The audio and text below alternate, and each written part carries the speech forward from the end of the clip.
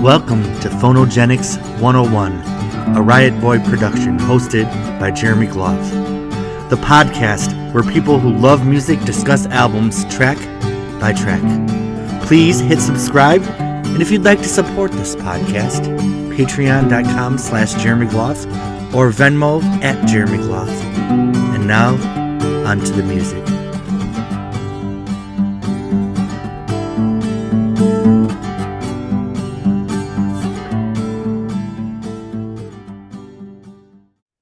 Welcome, everybody, to the first episode of Season 2 of Phonogenics 101. I took a few months off to get a recharge, and it did not happen at all. But I did record my new albums, almost all recorded. So I just have one more session, and that is done. So I'll be announcing a new album soon, and I'm doing some events in Tampa, and my head just feels like...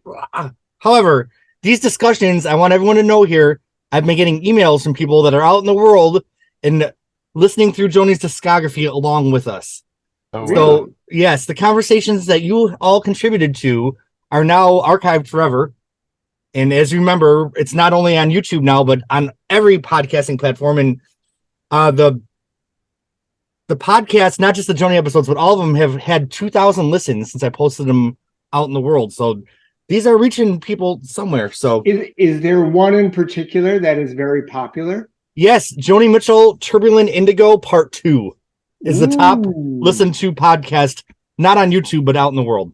Well, that was a good one. That was a really deep and dark one, wasn't it? Yes, it was. Yes. Well, I mean, that album lends itself to very deep and thorough discussion. Right. Yeah. By some of the best Joni heads I've been blessed to have known. Remember the days are like, we'll get through this in one night. And then like, we're all like falling asleep. Yeah. And there's still like one song to go on side one. Well, for any of those fans who are returning to see this one, thank you very much. Yes. And since this is the first episode of a new season, let's go around and all introduce ourselves and just say a little bit, whatever you want to say. But I feel like every season can start with a new round of introductions. And let's start, as always, in my top left with Bob Mueller. Yeah, I'm Bob Mueller, Greenville, South Carolina now, but I have been all over. Been in the Southeast since 1968. Joni fan for a long time. Stumbled into this group when I discovered the internet and Googled Joni Mitchell and saw a website where you could join a discussion list and finally could talk about Hajira and Hissing and albums that nobody else in Raleigh was listening to except for me, I think. And through that discussion list, I've made some of the best friends I've ever had. I've had some of the best experiences I've ever had. And it's just been an incredible blessing. And it's a blessing to have you on the podcast, Bob. You always offer many things, but two of the things you offer, number one, your vast knowledge of how many cover versions of each Joni song there are. And you also offer me a kindred spirit when I'm feeling curmudgeoned. So yeah. I'm like, Bob, I know Bob feels me. I'm not curmudgeon-y about this at all. Oh, this was manna from heaven for me. Well, didn't we share a distaste for the orchestral albums, if I recall correctly? Yeah. You saved me in that discussion. Okay. Moving on to the group. My next person, a gentle, lovely, beautiful soul from the Pacific Northwest. Our favorite beloved Mark Scott. Oh my God, I don't know how to follow that up. Well, I'm Mark Scott. I live in Shoreline, Washington. I started listening to Joni Mitchell when I was in college way back in the 1970s, the last century, and found the Joni Mitchell discussion list and the Joni Mitchell website, just like Bob did, and started talking to all these fascinating, wonderful people. And I learned so much from being on the discussion list. And anyway, I followed Joni through the years and I'm still following her. I think she's amazing, and I think all of these people here are amazing too. Well, I agree with that. All right, next on our list, she's the Earth Mother that holds us all together. She is also a spearheaded champion of discovering the Joni Mitchell random guitar tunings and building a huge database. So, such important historical work that this person has done. We love her. She and I just bonded instantly, and I'm in Joni love with this person. Well, all of you, but you're like the OG. You kind of let me in. Well, Les was the OG because he introduced me to y'all, but you know, in keeping with the phonogenics, I just had to babble a little bit. But let me shut the F up and introduce Sue Tierney. Thanks, Jeremy. I love you. Anyway, so I'm Sue Tierney. I'm from Ithaca, New York. And in the early 90s, I discovered that I couldn't play Joni Mitchell songs on my guitar. And I didn't understand why. I had an easy for guitar Joni Mitchell, and it didn't sound like the way she played her guitar. So I happened to stumble upon a website in 1994, I think, called it was a Joni Mitchell website, and it was run by a guy named Wally Brees. And he had on one of his pages a list of tunings from a guy named Jim Leahy who lived in Toronto. And it was like I got the Rosetta Stone or something. I started transcribing songs. And then I found a guy named Howard Wright in Scotland, who was not only transcribing Joni songs in the original tunings, but also Steely Dan songs. I knew this guy was a kindred spirit. And I emailed back and forth with him, and we started creating this this trove of all of Joni's songs in guitar and with the real tuning. And we would debate all the time, is this the right tuning? Does she really play it this way or what? And then we opened it up, and whoever wanted to send us transcriptions and so it became one of the first huge crowdsourcing database archives. And Wally didn't want to put it on his website. And by that time, I had found the Joni Mitchell discussion list and was on every day. So Les said, I'll put it on my website, because he had a JMDL website. And we put it on there, and it was founded on the Joni Mitchell, the Joni Mitchell discussion list website. And probably around 98, 99, something like that. And then unfortunately, Wally passed away, and it eventually came to Les to take over the jonimitchell.com website. And one of the first things he did was put the archive on jonimitchell.com, where it still is. And if you are dying to play, Help Me, Refuge of the Roads, in the tuning that Joni has, go to our website at jonimitchell.com. So proud of that, and I'm proud of all the people who have sent in transcriptions. It's amazing. And I've got to say, it takes a lot of chops to be able to figure out those tunings. Your talent is absolutely unbelievable. It's funny. I'm not really a musician. I'm a puzzle doer. Yeah.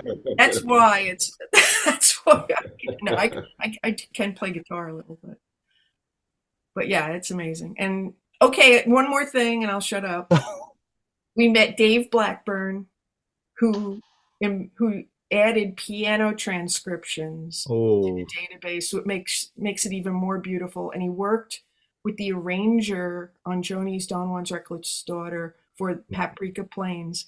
And we have the actual Paprika Plains transcription on the Joni Mitchell archive. And as far as I'm concerned, I can die and go to heaven now. That's like that. I'm so proud of all that. It's just amazing. So, and a little shout out to Dave and Robin. We just absolutely love those two. Yeah, they're great. All right, continue with my introductions. He's a little theatrical. He is even tempered until you start getting on a roll. Then the fire comes out. David. I don't know what you're talking about. I'm David. Hi. I'm in Toronto now. I also live in New York City. I fell in love with Joni as a 15-year-old when I first heard All I Want over my little alarm clock radio. And just hung on. And finding JMDL changed my life.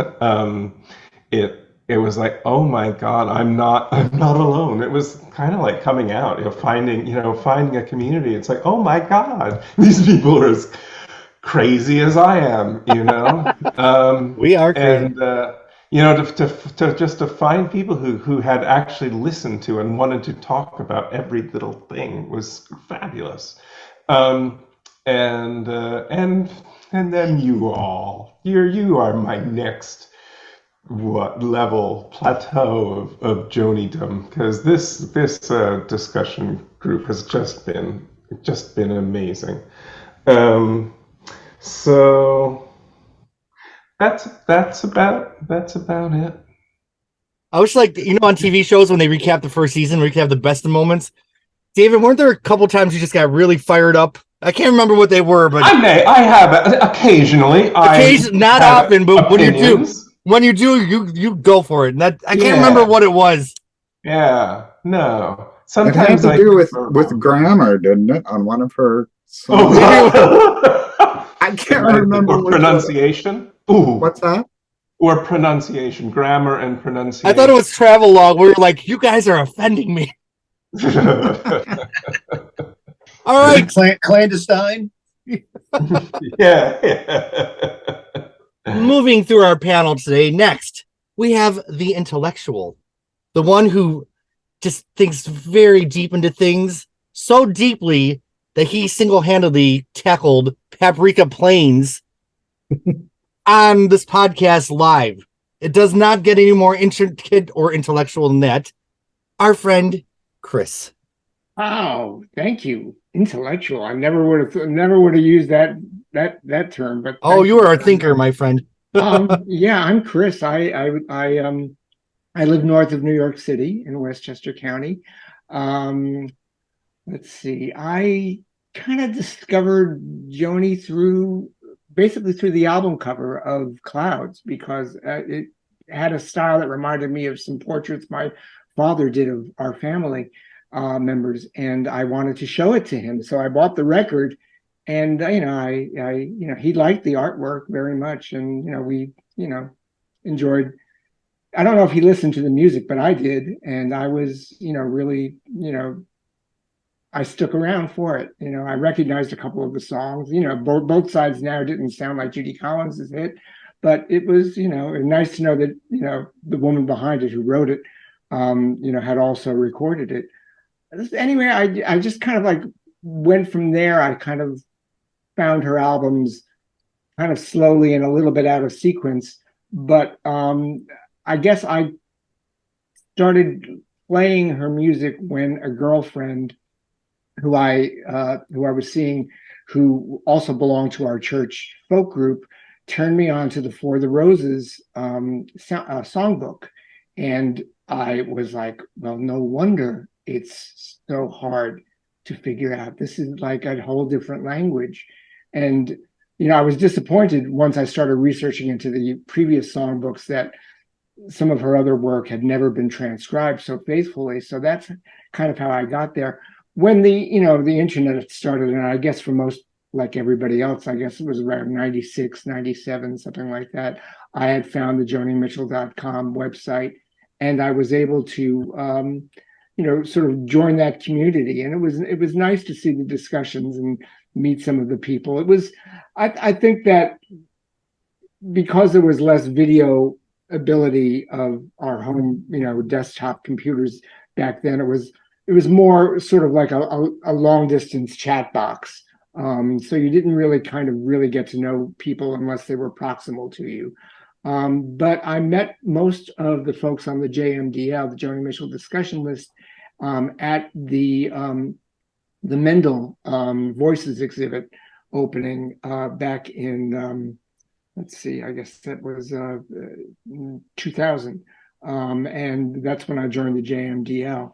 And it's been wonderful learning and meeting all of you, and then starting to attend a couple of Joni fests. I missed so many of the early ones where where folks were meeting at a resort that actually wasn't very far from where I'm living, and I could kick myself, but the timing of the situation never seemed to work. But anyway, thank you very much. It's really been a pleasure to be part of these discussions. It's wonderful because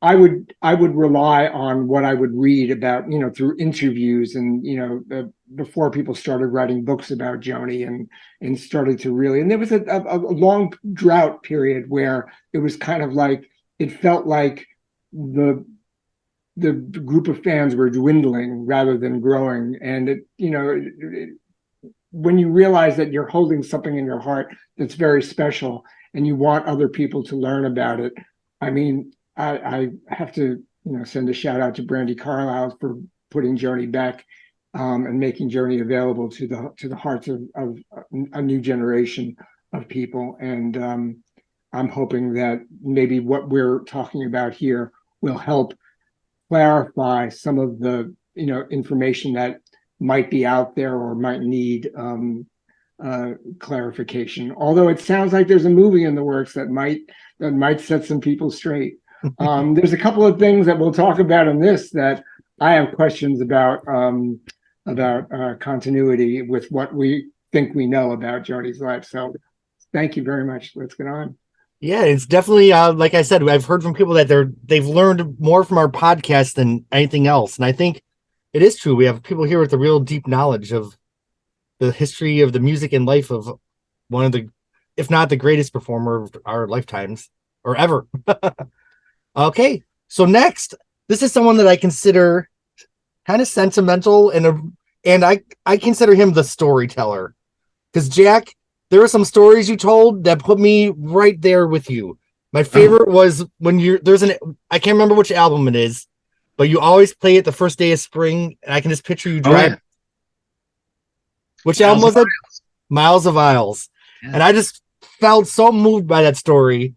Because I just love traditions, and I love when music becomes part of someone's life to the point that it becomes a tradition. So I was just so moved by that story. And if I thought about it further, I would remember it was Miles of Isles. But I missed the boat this year. Next year, we all need to listen to Miles of Isles, first day of spring, in honor of Jack. So, Jack. Yeah, and my Miles of Isles experience for this year still hasn't happened yet, because I really do it more on the first beautiful day of spring rather than the actual first day of spring, because I want to put the top down, turn the music up, and just go crazy. Anyway, my name's Jack. I live in Bartlett, Illinois, which is like a western suburb of Chicago. I first got into Joni when Blue came out. I was record shopping with this woman I worked with who I had a huge crush on, and basically bought Blue to impress her, not knowing anything about it.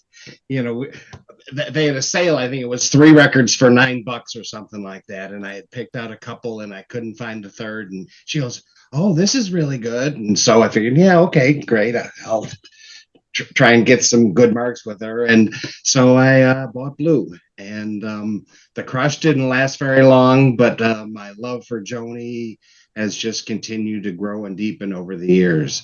I'm not as big of a fan of her early stuff as some of the people in this group are. I'm more of like a mid to, I don't know, probably from For the Roses on, though. I mean, Blue is obviously fantastic, but really my core is Hissing, Hajira, Don Juan's Reckless Daughter, Mingus. Those are like the 4 ones that really, really send me off. But yeah, like everyone else, or most of the people, I also got into the Joni Mitchell discussion list back in the early days, and have just kind of kept in touch with everyone, and hoping to do Joni later this year. I have a ticket, but I have a wife who I can't really leave alone, so we're still trying to work out the logistics on how to deal with that. But hopefully I'll see most of you guys out in Washington later this year. All right. And last but not least, the person who made me feel much less alone when we got to the 80s albums. Because much like Joni, I felt persecuted, judged, and crucified by many people in this group. But also, another thing about our friend Ruben is I feel like you're a little bit of a watcher and an observer, but then you'll come out of nowhere and tell the deepest story that will just tug on your heartstrings. Oh. So thank you so much for being you, and let you talk about yourself instead of me talking about you. Ruben. Your intros tonight have been so nice. I can't even believe it. Thank you for all of them. My name is Ruben Bell. I am just outside of Portland, Maine, and it is definitely not spring yet. And I got into Joni when I was about 5. My mom had a vinyl copy of The Hissing of Summer Lawns, which I remember laying on the floor in the sunshine and listening to it. And I don't know if I could read. I probably could read then. Looking over the lyrics, listening to the music, and around that same time, Wild Things Run Fast came out. So those two are kind of linked to me because of that. And I love both of those records. Many years later, I got a tattoo on my right arm with the cover art from Ladies of the Canyon, which I love. And I don't know, in the 90s, I discovered the Joni list, the JMDL. Those were fun times. I kind of miss those days of the list serve. It's not as much fun anymore on Facebook. It's just different. But it was really cool to fall into a group of people who were as passionate and as familiar with the work of this woman as I was, because I knew, everybody knows some casual Joni fans, but to know people who like really knew Joni Mitchell's stuff was like a breath of fresh air. And then, all these years later to fall into these podcasts with you, Jeremy, and the rest of you has been such a huge treat for me to be able to do this and to sit up until 2 a.m. talking about one record. It's been so much fun, and I just so appreciate you doing this. So thank you. Yeah, there were some podcasts that went to the 4.5 hour mark, and some of my friends are like, "Who the hell's going to listen to 4.5 hours about one album?" People are listening because all those Joni ones got plays and views. So a couple things I want to mention before we go into the meat of the podcast. Thank you to my Patreon subscribers that stuck with me. I know many of you are on my Patreon, so thank you. I'm sure some people are like, what the fuck's he doing with our money these last few months? But now that we host the podcast on other platforms, there's a monthly fee, so that helps with that. And also a little shout out. This is from my other podcast, but we did lose one of our subjects since we last spoke. Christy McVie left us, who was one of my huge. Oh, I'm just gonna get that moment.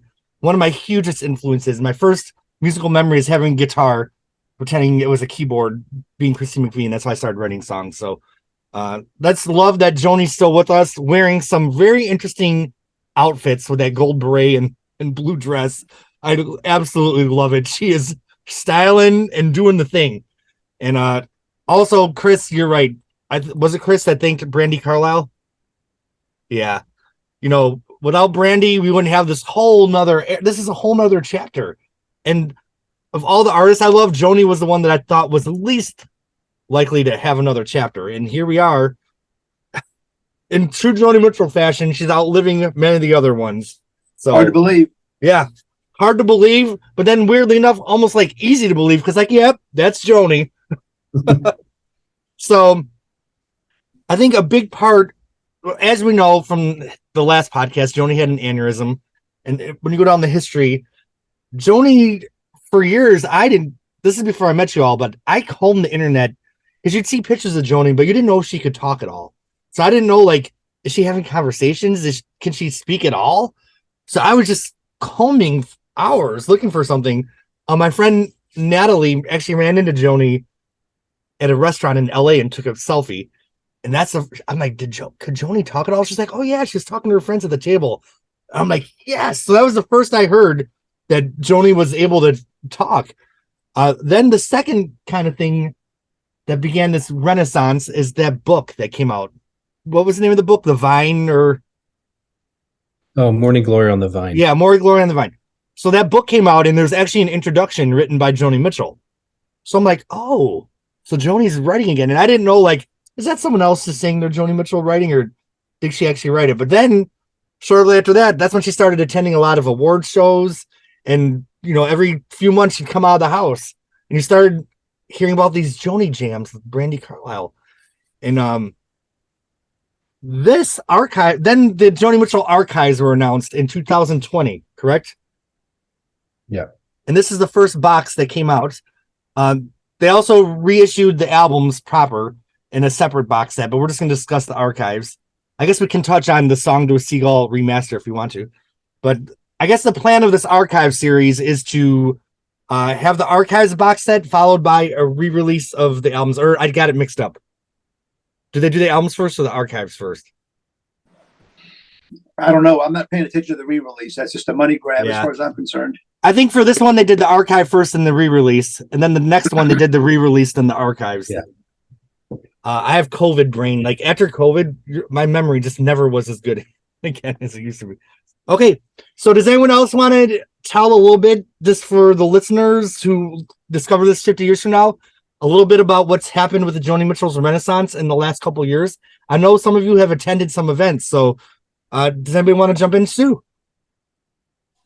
So Chris and I went to the Library of Congress talk that happened on March 2nd, a couple weeks ago. And we couldn't go to the actual tribute concert that was the night before because they didn't actually hand out tickets for that. That was just for the Congress and the library and, you know, kind of like the beautiful people of Washington, I guess, you know. But we did get tickets, and I don't know how we got them, but thank God they were free. And we went to the talk in, I don't know if anybody's been here, has been to the Library of Congress, most beautiful building I've ever seen in my life. It was in one of the big rooms that were under this gigantic cupola of so much art you wouldn't believe. It was like all gilded art from the, you know, the Gilded Age, you know, the little cherubs, and it was just gorgeous, and everything was gilt with gold on it. And we were only a couple of feet away from the display of the Gutenberg Bible, which I thought was pretty interesting. And so anyway, the librarian of Congress, do you remember her name, Chris? Carla Hayden. Carla Hayden, a lovely woman, hosted the talk, and Joni came on with her physical therapist Sauchin, and we got seats in the first and second row right in front of her because of our dear friend Les Irvin from the website, who talked to her assistant Marcy, and they let us sit in the front rows because we were affiliated with the website. So and Joni's good friend Cameron Crowe was there taking photographs and taking video. And at one point I looked over and looked right in his lens and I said, oh, well, there goes that screen test. I didn't hear that. That's good. So anyway, to talk about Joni and how she was. So I was always worried about her after we actually had tickets to the the San Francisco Jazz Honor in 2015. That was right after she got sick and she couldn't be there. So, you know, the whole conversation for a couple of months after that was how she was doing, right? So when I saw her, you know, she was only like 10 feet away from me, and she was wonderful at this talk. You can see it on YouTube. And she was so sharp. She told stories about George O'Keeffe. She was talking about Wayne Shorter because he had died the night before. And she talked about, they talked a lot about some of her early stuff, you know, the Blue Album, you know, and other conversations, but she was really sharp. And I noticed that there were only a couple times where she stopped and like had to think about the next word, you know how, and I thought to myself, I do that all the time. You know, it's like, you know, my mind does that too. She was not impaired in any way that I could see, you know, maybe mobility a little bit, but not really. I mean, the story she told about Georgia O'Keeffe was hysterical. I mean, she goes, she would yell at me, Zoni, you know. And then at one point, you know, Carla Hayden was sitting there really entranced by everything that Joni was saying. She goes, well, what was she like? And she goes, she was an elitist. So she was really funny. I mean, she was just wonderful. And so, yeah, and yeah, it was really great. And you know, and then she did a big tour of the Library of Congress before the talk, and they were talking about how she went to and played George Gershwin's piano. There's a really beautiful photograph of her playing the piano, and it's a great photo. Yeah, it's a beautiful photo. And then the library presented her at the end of her talk a facsimile of the George Gershwin's handwritten score of Summertime from the Porgy and Bess opera. And she was thrilled. She was so thrilled. I mean, it was like this really big thing, you know. And then you're talking about, right before the podcast, we were talking about how she's such a fashionista. So they made a pin for her, you know, like they compared it to the pins that the congressmen wear on their lapels. That has the prize. It has the emblem of the Gershwin Prize with the profiles of George and Ira Gershwin on it. And so this woman was going to put it on her lapel, and she goes, no, put it on my beret.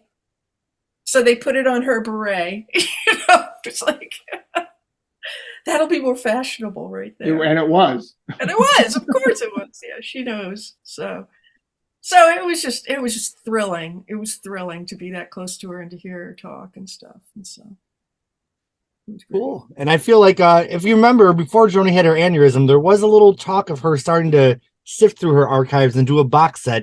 And then she said, I don't live in the past. And she came out with Love Has, what's the name of that box set? Love Has Many Faces. Love Has Many Faces. So she came out with that instead, right? Am I remembering that correctly?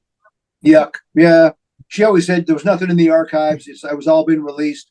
We all knew that was a lie because we had a lot of these recordings that are on Archives 1, you know, so a lot of us had already. So we knew that was an out and out lie. And there was tons of stuff that we knew about and tons of stuff that we didn't know about. And that's exactly what this Archives Volume 1 gives us. And in the press release for this archive set, before we jump in here, my favorite thing that Joni said is, for years and years, I said I was not a folk singer. Then I listened to these songs and I decided I was a folk singer. And it was, you know, in her press release, she said that she had found an appreciation and love for her beginnings. And this is a beautiful set. So do you think the best way to tackle it's kind of go section by section? I think that's the best way to tackle it. Yeah, we don't have to go song by song because there's like 8,000 songs, but any standouts to anybody? Or just to remark though on what you just said though, Jeremy, it's kind of sad that she kind of put that away, or just had the notion and actually might have even turned people off to where she came from, or you know, her early days of making music and touring, because it's so good, and she was so good at it. Yeah, I feel like she's amazing from the first song. Like, there's not like where I am. I'm 23 albums into my career, and I'm like a level like H musician. You know what I mean? Like Sue had actually the best term for it of anybody. She said, Sue, and I hope you don't mind me quoting you here. Sue said she came out of the box fully formed. Yeah, she did. There was absolutely the confidence in all of her ukulele and guitar playing. She never chips a note. There's nothing ever wrong in any of these recordings that I can detect. I can't play any one song ever clean, and she hits every single one. I was just amazed by the purity and beauty of the voice in that first group of songs that came from the DJ in Saskatoon. It was wow. I was blown away. Yeah, and Joni's like 15, 16 years old. Right. Now, it should be noted that the first chunk of the box set is cover versions. and I think we can announce when her first original comes in. But our Right. first section here is from a radio station, CFQC AM, Saskatoon, Saskatchewan, Canada, 1963. So maybe kids that are listening don't remember. We used to gather around the radio, and there was FM and AM. FM was always the more clear stations, and AM was always, I guess, was it more indie or lo-fi? Lo-fi. Oh, the other way around. And that original radio broadcast just kind of was discovered out of nowhere, right? Right before Nobody really knew it existed. Yeah, which I thought was really. That was a tape that the DJ made, wasn't it? It wasn't a radio broadcast. Right. Yes. Yeah. And when he passed away, didn't his wife find the tape? I think I saw that on Wikipedia because I did a little research before this podcast. Wasn't he divorced or something? His wife was cleaning out. His first wife was cleaning out her attic, and gave it to her daughter. Said, "This is your father's shit. Send it back to your father." So some of the songs on this, we have "House of the Rising Sun," John Hardy, "Dark as Dungeon." They're just traditional, beautiful versions of folk songs. I don't have tons to say, but does anybody want to say anything about this little chunk here? Jack, then Chris. Like I said earlier, I wasn't a real big fan of Joni's early stuff. I even debated whether or not I was going to buy this set. Waiting for probably volume 3, where it hits my sweet spot. But then I heard House of the Rising Sun, and I was like, wow. That really caught me by surprise, and it was on the power of that one song alone that I decided to buy the set. All right, Chris, and then Mark. This section actually launches a question right up front. First of all, let me immediately go right for the piece that I think grabs me every time I hear it. Her vocal on Anathea is so breathtakingly beautiful and perfect. I really think it's one of the best vocals she ever put down on tape for anybody anywhere. It's amazing. Now, the set of these songs, though, if we think about what we think we know about her influences, she talks about going to birthday parties and hearing Edith Piaf and other things we've heard about. We don't have any record of her exposure to some of these traditional folk songs, these Celtic folk songs and things like that she is really embracing. And I think this in some way certainly allows her to develop in a way that makes her, I guess, susceptible to becoming the folk song person she became, like Buffy St. Marie. There was a little bit of that, that sense of they all kind of came from the folk troubadour kind of background a bit. But she never really talked about having exposure to these traditional songs. So I want to open that up and say, does anybody know about anything else that she might have hinted to or some exposure where she got exposed to this kind of music? And does anyone have an answer to that before we move on to Mark to stay on this train of thought?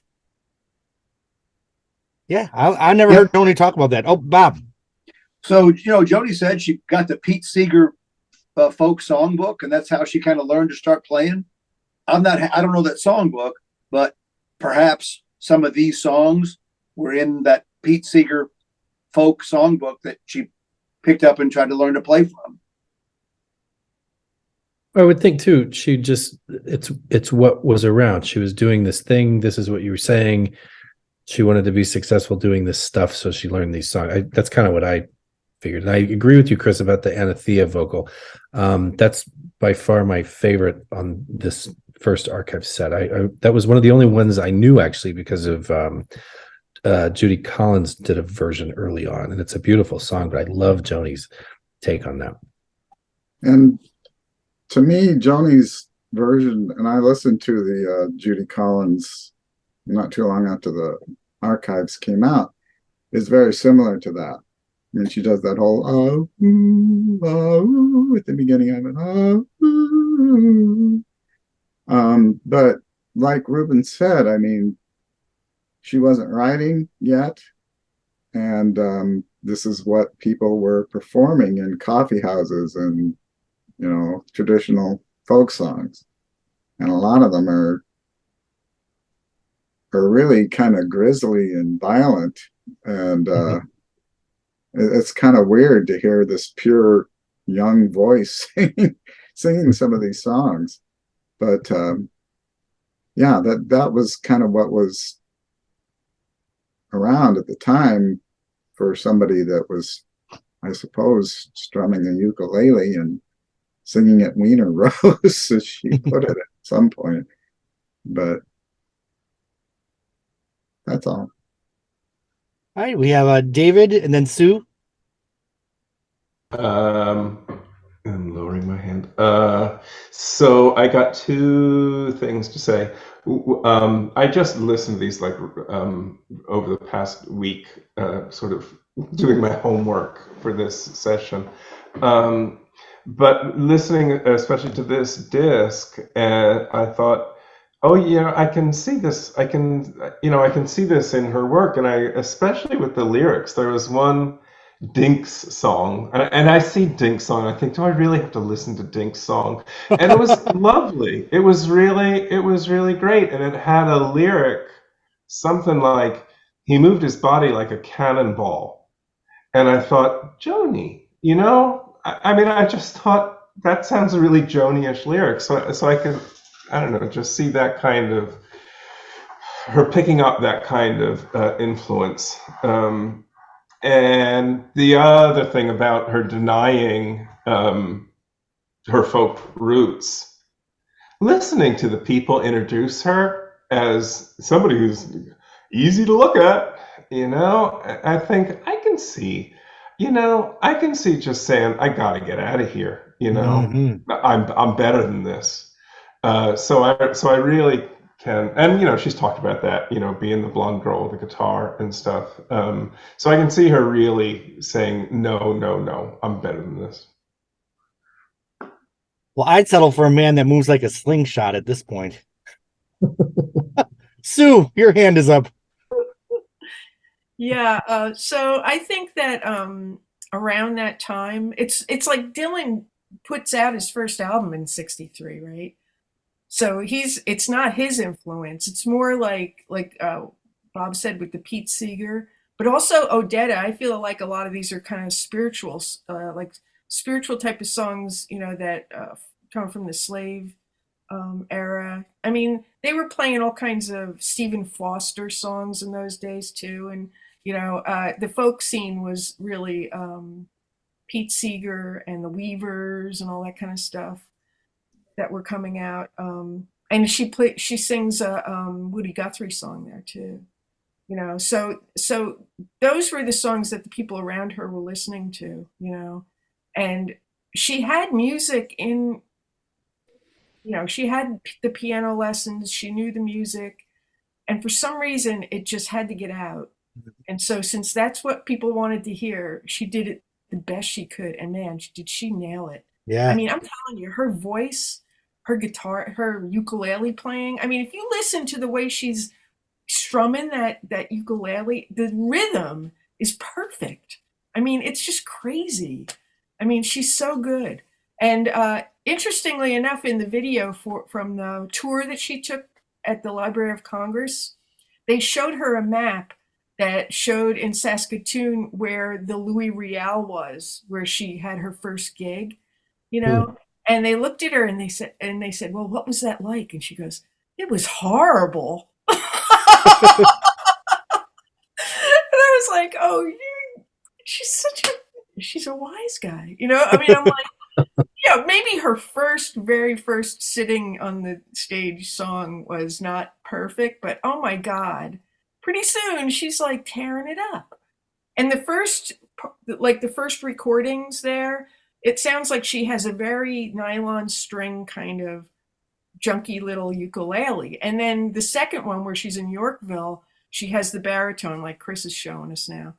And that sounds a lot better than the first ukulele in the first couple of songs.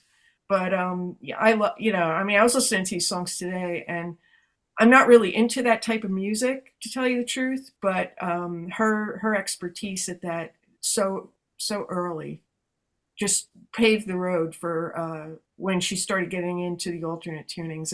And which I would really love to know. I mean, some of those songs I think that she changed a little bit, because some of the darker chords that she was playing in some of the songs just sound like Joni-esque type of notes, because like there was this one song, I can't remember which one it was, maybe it was Dark as a Dungeon or something like that, where she got those like those chords of longing that she talks about. I mean, I just heard all this other stuff, and I couldn't see another folk singer using those chords. Like, she was embellishing the music by using mostly the regular chords that they use, but then making it a little darker with these minor chords, or sus chords as she likes. I don't know, maybe it was just what I was hearing, but it sounded really like that. It would have been a shame if these never got released, right? So what a pleasure that this series is coming out. Oh my God. And another thing that's a real shame, and I can talk to Bob about this, is that I've heard recordings of her and Chuck playing together. And some of those songs are really good too, but that didn't make it to this, and for whatever reason, but those are really good too. Bob, was your hand up? Yeah. I mean, that's the obvious omission here, right? There's all the coffee house stuff with Chuck that we have. We've got those recordings, and we have the demos that Joni did at Chuck's dad's studio in Rochester, Michigan. And so there's lots of stuff that could have been included here that was not. And obviously it's because she doesn't want anybody to think about Chuck Mitchell. That's her past that she didn't want to dredge up. And I think, I love those Siegel Schwall recordings from '67 with all the crazy strings and zithers and stuff. And she hated those recordings. So they're not going to be here because she doesn't want those ever heard by anybody. But I'm listening to them all the time. Yeah. Joni's like, I had a king. I don't have one. Yeah. All right. Anything else on this first little section before we move on to this next little portion here? All right. So next we have a series of songs live at the Half Beat. We're in Toronto now, Yorkville, Toronto, Canada, October 21st, 1964. And we have the first and the second set. So we have probably the full concert here, right? And it looks like it's more traditional folk songs. I love the title, Maids When You're Young, Never Wed an Old Man. Well, there goes my dreams. All right. We have Chris and then Bob. Well, this is a very young person learning her way in the world. Now in Toronto, playing a bigger venue. Mm-hmm. She's also pregnant. Mm. And she, from what we think we know, is living this kind of quiet lie. But she's performing a song which I find devastating. And when I consider the amount of courage and strength it took for a woman alone who is pregnant, who might not be able to share that information yet with her family and friends, to perform The Crow on the Cradle, I find unbelievable. And I can't say enough about how it breaks my heart to imagine how what it took for her to get through that song, performing that. I can't imagine it. That said, the set is really polished. She sounds great. She's so professional, and yet living something she can't talk to people about. I can't imagine how you emerge from that without being completely changed in some way. So, I mean, again, maybe this is why I got the intellectual, because I'm thinking more about, the emotion rather than just the technique and the sonics and, the ability to enjoy the performance. I'm immediately going to the chronology of what's happening in this woman's life. All right, Bob. Yeah, that's exactly right, Chris. When the funny thing is, this half beat, the first set of the show, has been in circulation for a while. Sue, I imagine you had it. I don't know if anybody else did. The second set did not. We knew it existed, but nobody could get it or get their hands on it. But ironically, the copy that we have is a better audio copy than what made it to the archives. Right? I don't know if Sue, you noticed, but there's some gurgle and bubble on some of these songs that doesn't exist on what we've had in circulation for a while. But having said all that, this is wonderful stuff. It's always funny when the guy comes out and introduces Joni Anderson and says, we hope she's going to be here for a long time. Well, we know she is because we have her under contract. And then Joni walks out and says, well, it's so nice to play in front of a microphone, and of course, Crow in the Cradle, when I first heard that song, Chris, very, very powerful when she says, the sheep's in the meadow, the cows in the corn, now's the time for a child to be born. And that whole song, if it's a boy, if it's a girl, and knowing the secret that she has that nobody else knows except for Chief Redbird, who she told early on, according to Girls Like Us. So, yeah, I love both of these sets. To hear her perform and this earliest, at the time, this was the earliest Joni that we had. 64 was the absolute earliest we had until the archives came out, and we had something from even earlier than that. So it's wonderful stuff. All right, Mark.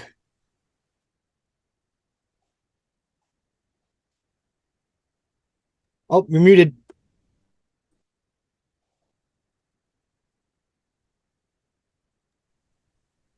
Sorry.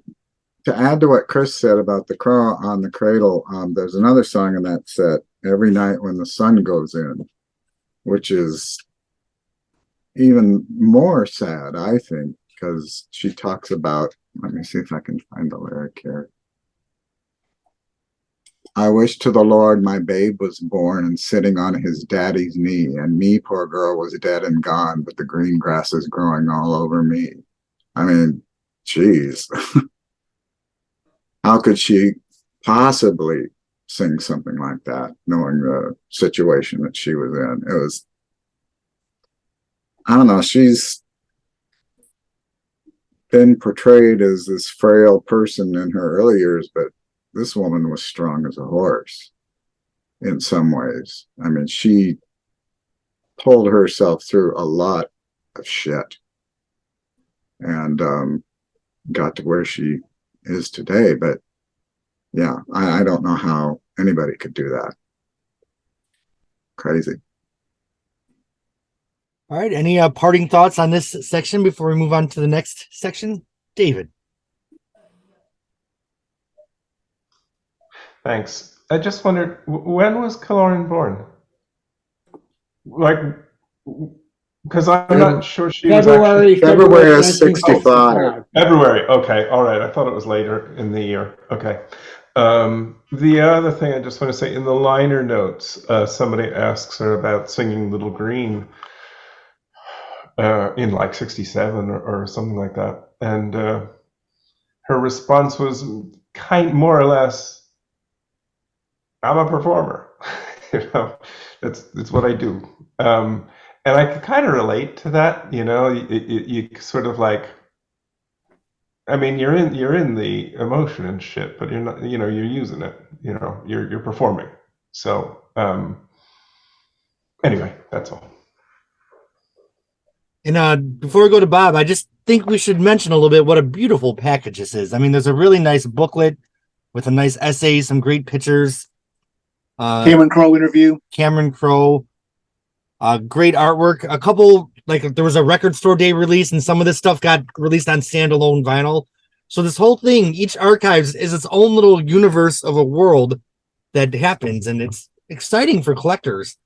I know Bob and I agreed that there was a lot of like cash grab opportunities in the 2000s with all the compilation stuff, but this definitely did not feel like that. There's a lot of meat to these packages, and I love them. All right. Speaking of Bob, and then Chris. Yeah, I mean, just to piggyback on what you first said, when these archives came out, I mean, I jumped on them. I ordered them as soon as they were available to pre-order. You know, I definitely wanted this stuff. Haven't said that. I mean, another thing I like about the half beat, and Joni does this all the way through Miles of Isles. She wants to encourage people to sing along, and she'll give them something to sing along. You know, A Sail Away, I think, is the one song here that you really, okay, singing along is easy. All you do is like, ooh, ah, whatever it is. So, I mean, I really think she's trying to draw people into the performance and be a part of the show. And that starts in 64, maybe even earlier, but it certainly carries on through almost all of her career until she gets into great big arenas where people are going to sing if they're going to sing, and she can't really encourage a sing along. Right. All right, Chris. I just wanted to note that the Woody Guthrie song is Deportee. That's I think the one that she pulled from, or was that Pete's? No, that's Woody's. I think. Yeah, it's Woody. Yeah. Deportee, plane crash at Los Gatos. All right, David, is your hand up from before, or do you have another comment? All right, so we're going to move on to the final little section of Disc 1. We have 3 songs from Joni's parents' house, Saskatoon, Saskatchewan, Canada, February 1965. And that's when Kaloran was born that month. So Joni was in her parents. Chris, your hand is up. Take it away. And this is where the chronology breaks down for me. My understanding was that the birth was not, that it was sort of extant from Myrtle and Bill's life. But here she is in February 1965, able to record or recording at their home. So I don't know what we can surmise or what we can glean from what Myrtle and Bill were, what they knew or what they were open to or what they were supporting her, how, the kind of support they were giving her through this. Is there anything that kind of fills these holes a little bit anywhere?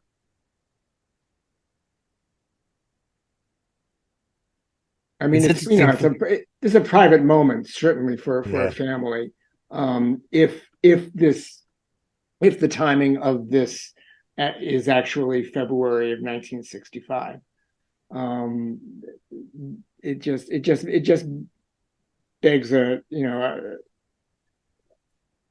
was under the impression that they didn't know for a long time. I was under that same impression, Steve. Yeah, likewise. Obviously, if you're just about to give birth or you've just given birth, you can't, be visiting your folks in a different city. Does anyone know when her birthday is? Like if it's 19th or the 21st. So it's not like a lot's going to happen before the 28th, right? Right. The only thing I can think of is that she left the baby somewhere in Toronto, and maybe somebody was watching. Maybe she was scoping out the temperature back in Saskatoon. Wasn't the baby? I mean, I've heard Myrtle. Myrtle said I had no idea. And if I had an idea, we would have supported her. Yeah, that's what she said. You know, Myrtle's like, wasn't the baby left with a convent or in foster care or something after she was born? Yep. Myrtle probably said, Joan, you put on some weight. Oh, just a lot of tacos. Myrtle. But she was thinking about, she was trying to decide whether she was gonna put her up for adoption or not. It took her a while to make that decision. But she didn't have the baby with her, I don't think, at any point, did she? I think she put the baby in foster care. Or she might still have been with the nuns. Who knows? Because she was living in that god-awful rooming house that they talked about, that the Native American guy was giving her apples, and I think the railings were all gone off of the stairways, and she didn't have anything really. And she got upset later on because people would say, oh, she gave up the baby for her career. And it wasn't like that at all. She gave up the baby because she didn't have a dime. Right. Yeah. She had nothing. Mm-hmm. And that's when Myrtle said, what do you mean? You could have asked. But you're so mean, Myrtle. I don't know. Who knows? Nobody knows really. Yeah. Yeah. Well, Joni knows, but she's probably not going to share it with us. Probably not. It's interesting that for as much as we know about Joni, there's still gaps in the story that we'll never know, probably. Chris, your hand is up. No, I'm not. Oh, it's not. Now, is there anything special about these 3 songs that were recorded? Do we know why they were recorded or the history of this little tape here? Bob? I don't know any history, but my guess is that Joni at the time, these are all songs that she wrote, obviously, and probably at the time she felt like this was her best work, and she wanted to show Myrtle that, look, I'm a songwriter. I'm a really, really good songwriter. Chuck said that Urge for Going is the first song where she wrote it and rewrote it and rewrote it and scratched through and just really worked so hard for that song to come out. And it's a wonderful, wonderful song. Born to Take the Highway, great song. Would be a folk standard if she had put it on her first record instead of Pirates of Penance, but that's a whole different story. And Here Today, Gone Tomorrow, also a great song, but I'm sure it's in the same class with the first 2. But I think my take is, and it's just my guess, my own personal opinion, is that she felt like, Myrtle, this is my best representation of where I'm at now with my songwriting. I feel like these songs are really, really, really good stuff. Bob, may the ghost of Penance Crane haunt you deep in the night. I'm not worried about ghosts. All right, so we're moving on to disc 2. Any final thoughts on disc 1? All right. Disc 2. I just wanted to go ahead. say that, well, these are the first of her songs that are on this set, right? Correct. Myrtle's birthday tape. Yeah. We're on disc 2, sorry. Disc 2 begins with, as Mark said, Myrtle Anderson's birthday tape. So she made a tape of 3 songs for her mom. Detroit, Michigan, 1965. There's no month here. But this is the introduction of Joni Mitchell, the songwriter, with the song that Bob was talking about, Urge for Going.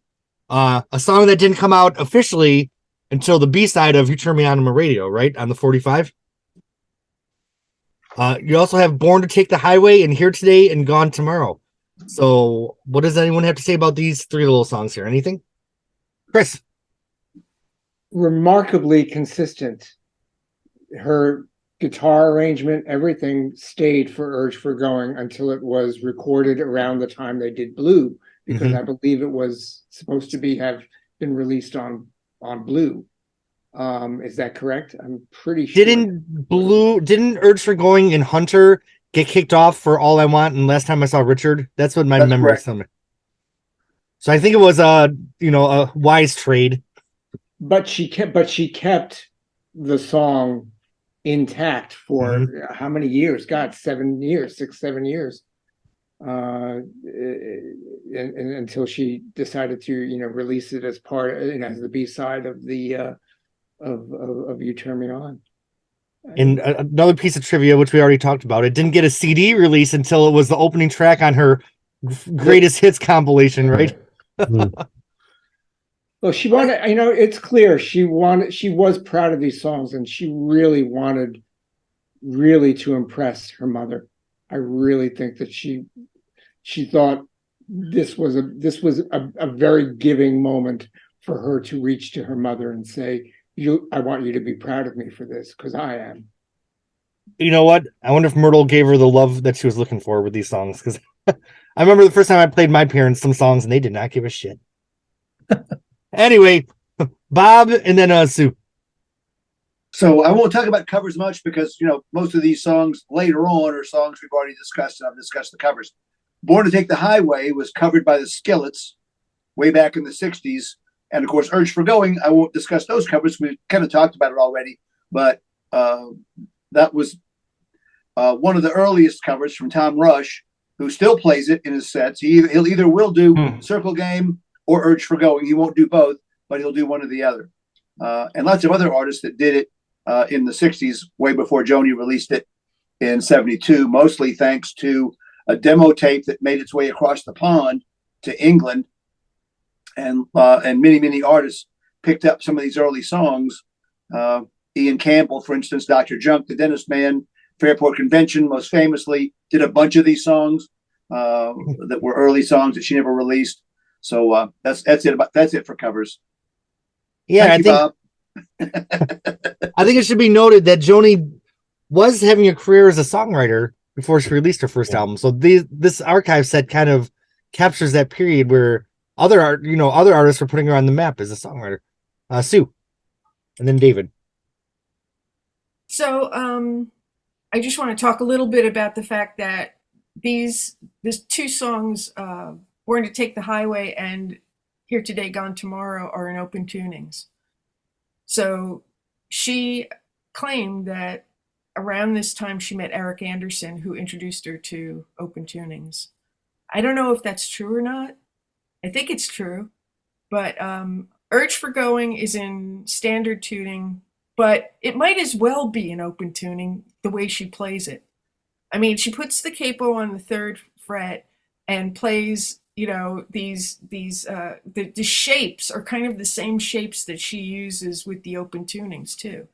So one of the things that I was really amazed at was I went to a tribute concert up in Rochester in November for her. The Laura and the Good Souls had a full band on stage, maybe 15 people playing all these instruments, and they played Urge for Going, and the horn section did a perfect replica of the intro to this song. Oh, wow. And it made me think of that whole thing again about how she uses the strings and the fretboard as her orchestra, and this song really, really shows that, right? Yeah, like what I was saying before, right out of the gate, right out of the box, right?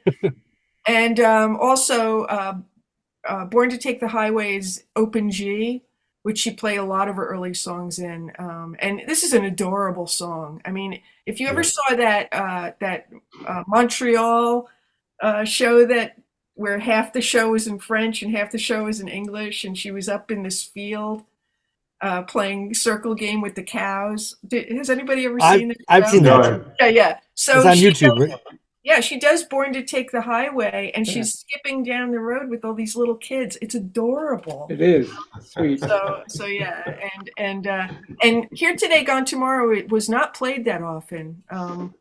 We had one early version on a tape. Was that the same? Do you remember what show that was, Bob? Because it was that song and A Midsummer Night's Dream was another one. Yeah, my guess would be it was a Detroit show. Yeah. Back with Chuck, when they started out, they were doing sets together, and then it became pretty obvious to Joni and to Chuck that she was much more popular than he was. So they split. He would do his stuff, she would do her stuff. So I think it's one of those Detroit shows. Yeah. So I think Chris wants to play Urge for Going, right? Are we going to do that? I would, if it's all right, I would. I mean, I've been working it. It's not perfect, but it never will be. And I'm arthritic, so I'll do my. I heard you play it. You do a pretty good job. Yeah, let's do it. And Sue, you're doing a song later too, right? Yeah, I want to do Just Like Me. All right. When the time comes, let me know. What you might want to pause just for a second and let me set up this. I'm like, how do I? It's been so long since I've done this. How do I pause? All right, friends, our first performance of the night. Chris is going to treat us to a instrumental version of one of Joni Mitchell's earliest compositions, Urge for Going.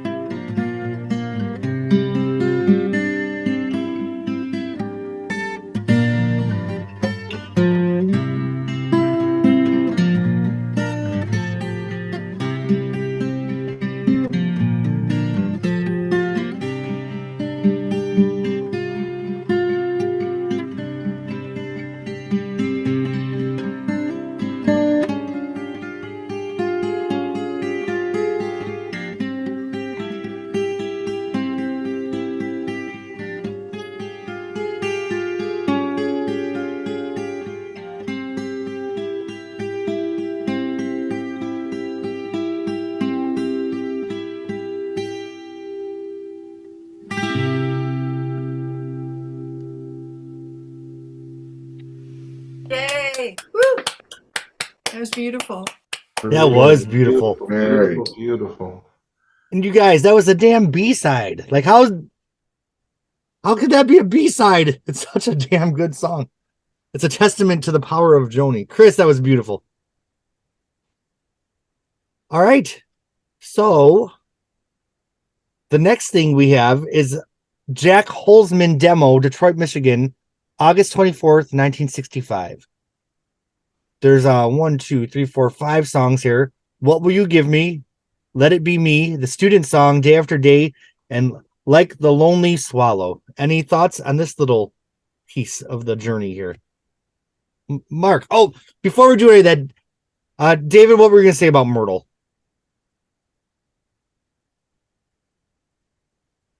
Well, I hesitate after such a beautiful. That was so beautiful, and now I'm just coming in and trashing Myrtle. But I don't know. There's I forget where it came from, but Myrtle saying of Joni, "Who does she think she is? Kitty Wells?" So Kitty Wells, the 6th most popular country music star in history. My favorite thing to come out of this podcast so far is how when anyone talks to Myrtle, they assume the Myrtle voice. Okay, we have Mark, Sue, and then Bob. Well, what strikes me about this demo that she sent to Jack Holzman is that almost every song on there, except for maybe the student song, is full of this emotion that she must have had about having this child and giving it up and being deserted. I mean, day after day. Supposedly she wrote that on the train to Toronto when she and Brad McMath were moving to Toronto. And then the song What Will You Give Me? And when the first time I heard that, I thought, that sounds like she's saying the child I begot in the last verse. And I looked it up on the website today, and it looks like the lyric has been changed to that. So, but yeah, that just kind of struck me that so many of these songs on here are about that particular thing, which I'm sure loomed largely. And did for many years in a way, right? All right. Oh yeah. We've talked about on the discussion list how we felt that through the years there were underpinnings of that throughout her music. All right, Sue and then Bob.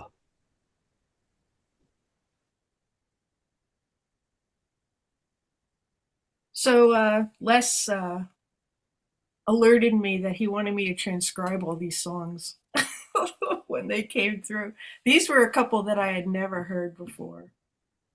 Like, What Will You Give Me is like gorgeous. It's painfully gorgeous. And I'm still trying to figure out the tuning. Trying to figure out how to play it. But You have until June, so we can all sing it together. But I also really love the student song. It's so cute. I mean, I want to play that for my granddaughter. It's adorable. I mean, it's just, what a little 7-year-old would do, It's just so cute. And Let It Be Me, we actually did get a recording of that. We called it, what did we call it, Bob? The Rover? The Rover song? The Rover song, yeah. So we knew it as a different title, but yeah, that's a really nice song too. And Day After Day is considered the first song she ever wrote, which she says. And it's a drop D song. Actually, it's like a D modal song. There's it's a weird tuning, but another one that's pretty sad, And actually, I love the, like, I feel like I get boring after a while saying, this is my favorite song. Oh, I love this song, I mean, but it's true. I mean, Like the Lonely Swallow, I mean, that sounds like a standard to me as far as I'm concerned. It's like, it's like a old fashioned, song about two lovers that is just so quaint in a way. It's like, I love the verse where she's saying, the tongues are wagging, because her and her boyfriend are moving into the city or something, so it's really cute. I mean, really beautifully constructed songs. All of them. Stu, your love of gorgeous music could never get boring. Yeah, well, I mean, it's true. It's like, you sit there and you listen to it and the beauty just overwhelms you. Her voice, the way the stanzas are structured, I mean, it's like she's a poet and she's, like a fabulous musician. And yeah, I don't know. I mean, none of this stuff disappoints me in any way. I feel like when and where you can find that in this crazy world, cherish it. Exactly. That's why I do this stuff. Yeah. All right, Bob. So I wanted to say that one of the first tape trees, maybe the first tape tree, is included on this disc. It's all the stuff, the Gene Shockey stuff, and I got my copy from Brian Gross early on when I joined, and I get these tapes, and the first song I hear was Brandy Eyes. And I'm thinking, wait a minute, I don't know this Joni song. Where did this come from? And then I realized, oh, okay, she has 75 songs that she wrote before she recorded and never put on records. And I literally became obsessed with these songs, with finding copies of whatever I could find. And I would go to the Joni Mitchell website daily and look, after Les took it over and started updating all the songs that Joni wrote. And all of a sudden, I was like, wait a minute, the Student song? What's that song? I never saw that before. It was from a songbook magazine in the later 60s that you could buy the sheet music for. So, again, this whole set was such a godsend to get some of these songs that I'd seen on the website, had never heard, and, except probably shy of Joel and Simon, I feel like I probably had the most exhaustive collection of Joni rarity stuff. So to get this thing, and okay, all of a sudden, wow, the Student song, Jeremy, Strawflower Me, all these songs that I could only fantasize about, had never heard before. Now I'm hearing them. And Jack Holtzman was the head of Elektra Records, I think. So that's what this demo was for. Bet they regretted passing on that one, right? Yeah. All right, so let's do the next little cluster together because we have the Let's Sing Out University of Manitoba, October 4th, 1965, 2 songs, Favorite Color and Me and My Uncle. Then we have a home demo from Detroit, 1966, just 1 song, Sad Winds Blowing. And then we have 2 more songs from Let's Sing Out from October 24th, 1966. So there's a year span here. But that second little cluster, we have Just Like Me and the first appearance of a song that she officially recorded on her first album, Night in the City. So what do you guys have to say about this? These little clusters right here? Bob, is your hand still up from before? Bob? Yeah, well, I'm glad I left it up. So this Let's Sing Out brings back a lot of really, really good memories because a friend of mine up in Ontario went to the archives, the CBC archives, and he said, can I browse through your collection? And the guy says, well, yeah. I said, sure, that's what it's for, So he starts browsing through and finds these Let's Sing Out TV recordings. And he's like, oh, can I take these home and watch them? And the guy says, well, I'm not sure. We have copyright things. He says, well, look, I'm a tax-paying citizen. I should be able to take these out, listen to them for my own enjoyment, and bring them back. So the guy at the archive says, okay, that's fine. Just don't do any recording. Well, of course, he recorded the hell out of them. He sent me a CD of the songs. He sent me all the video of these Oscar Brand shows. And again, Oscar Brand, he was very popular, a folk guy, and Canada, but he was really sexist, when he introduces Joni Anderson. Oh, she sings so pretty and she looks so pretty at the camera, and then you see the audience on the videos and it's like all the women want to be her and all the straight men in the audience want her. And the one song that didn't make the cut for this archives was Pray Thee, Prithee Maiden, which was, who were the Apins? No, it's the singer-songwriters that did all the light opera, Gilbert and Sullivan. It was a Gilbert and Sullivan song that they did as a duet. And maybe that's why it's not included. But it was really corny.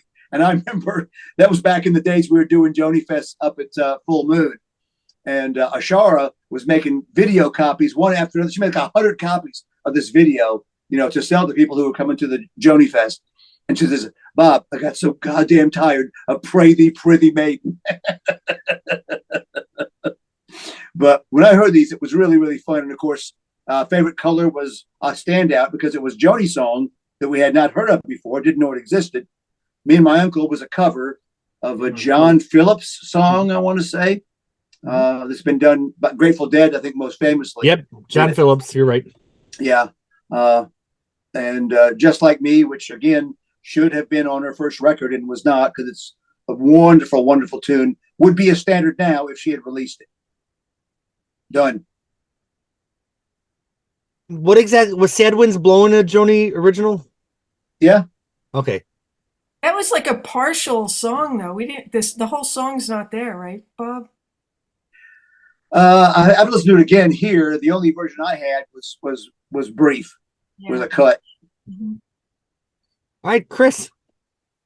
I just wanted to say, having seen the broadcasts, that what's amazing is she is so perfectly poised and assured and confident delivery in these performances that the Chapins and the rest of the crew, the guys that are on stage, it sort of presages all those photographs you see from Laurel Canyon where Eric Clapton is just, looking at what is she doing?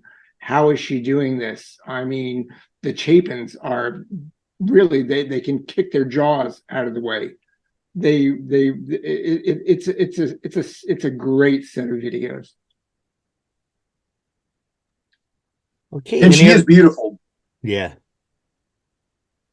Yeah. Any other thoughts on this section? Sorry, I keep interrupting everybody. Bob. Just one quick comment. As far as I know, this is the only time I've ever seen Joni and Patrick Skye on the same stage, and Patrick Skye was the subject of Richard. Last time I saw Richard. All right, so we're moving into November 1966 with a set Alive at the Second Fret of Philadelphia. And we're starting to see, this is where we start to see some more familiar song titles. In this set, we have Urge for Going, Eastern Rain. The Circle Game makes its first appearance. And then we get a lot of different versions of Night in the City on this set. And personally, I love the Song to a Seagull version with the piano. And I love the bass line on that one. So this is one of the cases where I like the studio version. I just like what she did with that song. What David Crosby, may he rest in peace, did with that song. But what do you guys think about this set at Second Fret? Sue? Did you want me to play Just Like Me? Yeah, this is a great time to do it. Do you want me to pause for a minute and then we'll perfect. Back from the archives herself. The first performer on the Joni Mitchell podcast, correct? You did the first performance, right, Sue? Ready? Yep.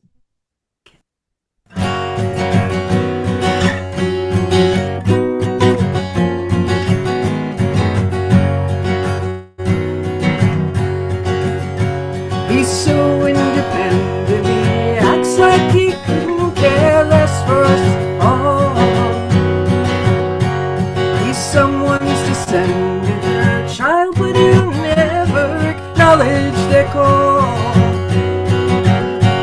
He's afraid to be loved, but I know he's afraid not to be. And he'll laugh and he'll cry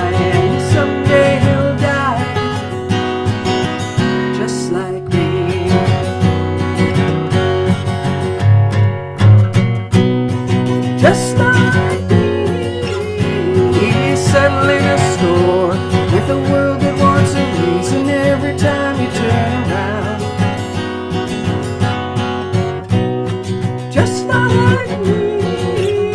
He's looking for a door, standing open, saying, welcome, come and lay our troubles down.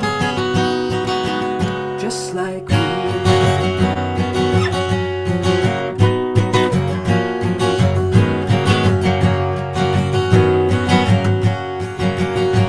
He'll drop his defenses, you'll see through the stone to the heart of a man.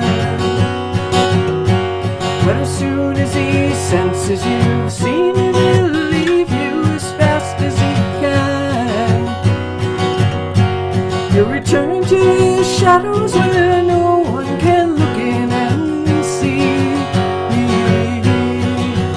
And he'll wake in the night and he'll cry like a child,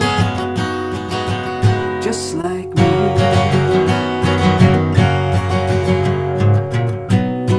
Just like me. Settling a score with a world that wants a reason every time you turn around. Just like me. He's looking for a door, standing open, saying, welcome, come and lay your troubles down. Just like me.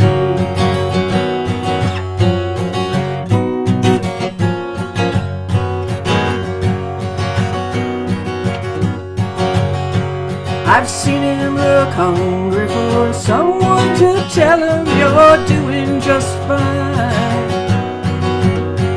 And the songs that he sung us have loneliness woven between every line.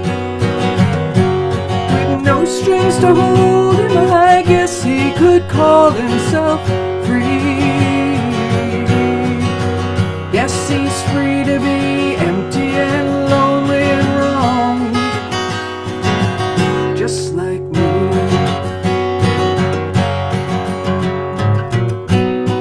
Just like me. He's settling a score with a world that wants a reason every time you turn around. Just like me. He's looking for a door, standing open, saying, welcome, come and lay your troubles down. Just like me. Just like me.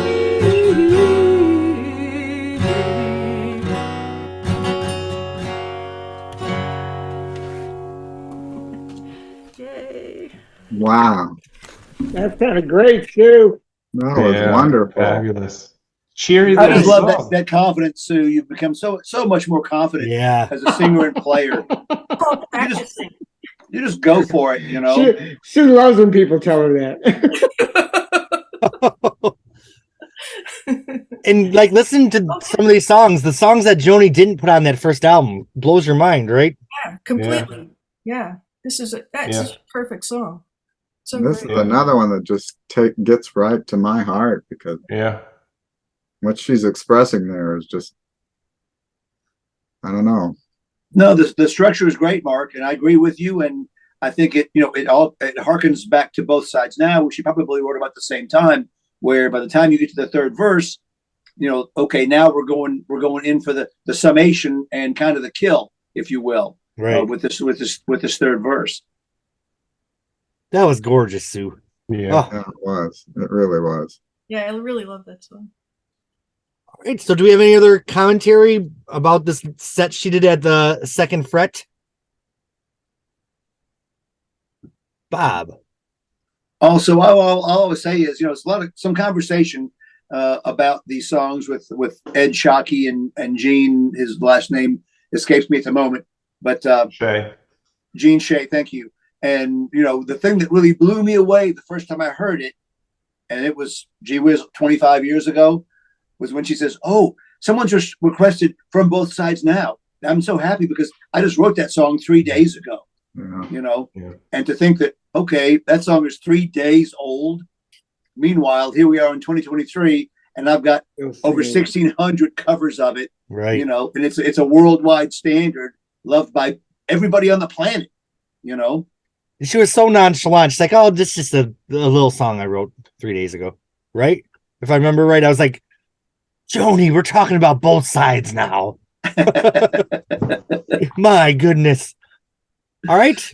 Well, this will finish off disc 2. Do you all want to take a little 5-minute break before we go into the second or the third, fourth, and fifth discs?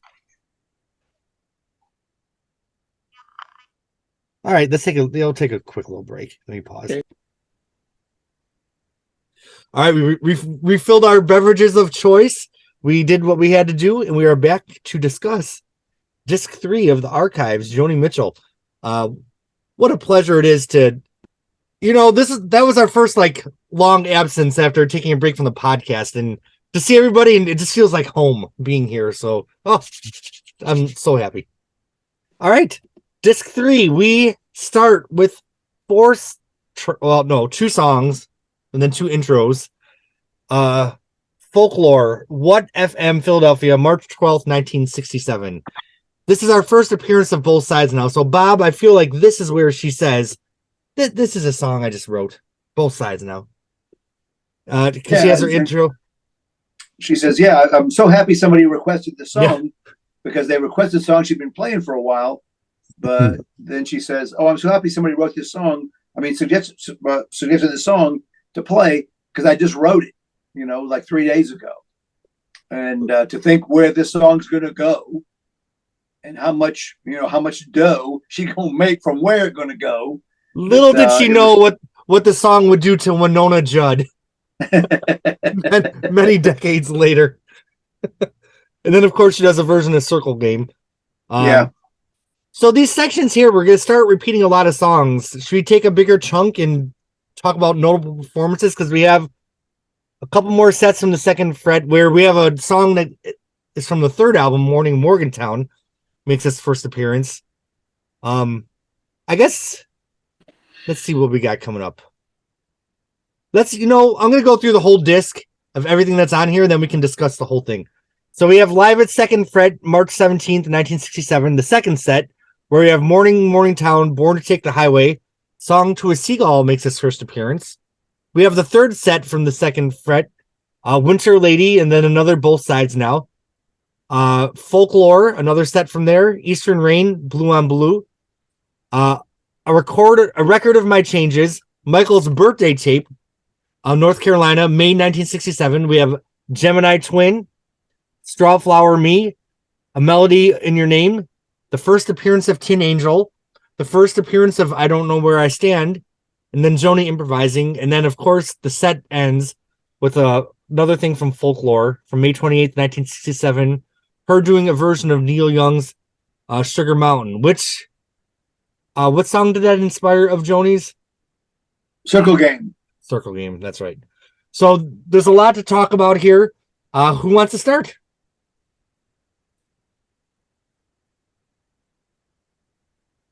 Or do we not have much? Oh, Sue. Yeah, a lot of this stuff we had heard already on the tapes that were circulating in the JMDL. The second fret bootleg was a really popular one. And I think the song that really blew me away when I first heard this stuff was Eastern Rain. Eastern Rain is a gorgeous song. I don't know even why it never showed up on an album. There was this English band, which one it was? Airport Convention covered it. I think it covered I Don't Know Where I Stand too. That's right. And they're just listening. They're just covering them from hearing Joni sing them when she went to London. Or maybe they got tapes of her singing it. I don't know, but just really great songs. I really love Winter Lady. That's a song. I think that she wanted to write it for Gordon Lightfoot, but he already was a songwriter. I don't even know why she thought he wanted it, but it was a song written for a man to sing. But I sing it all the time. I love it. And Blue on Blue is another. She called it the Dreamer song. So it was some guy who she knew who would always daydream while she was hanging out with him, you know. It would drive her crazy, so she wrote this song. But it's a gorgeous. That's another gorgeous song too. The lyrics are really beautiful. Yeah. Building a rainbow, weaving the wind, bluing the dye for the midnight air. Counting the gold at the rainbow's end. It's really adorable. What's interesting about this block is you're already getting songs that were on her third album. So, you know, before she even recorded her first album, she had this really strong treasure trove of songs, many which didn't get released to this archive. So it's a testament to her geniusness. Mm-hmm. Bob. I mean, Circle Game and Morning Morgantown didn't make it till the third album. Right. Bob.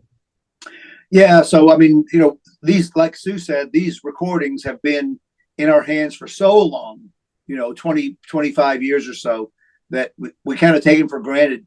But they're still very, very cool to hear, and it's great to hear them on this archives. For me, the highlight of disc 3 is the Record of My Changes, where we finally get songs that I'd not heard before: Gemini Twin, Strawflower Me.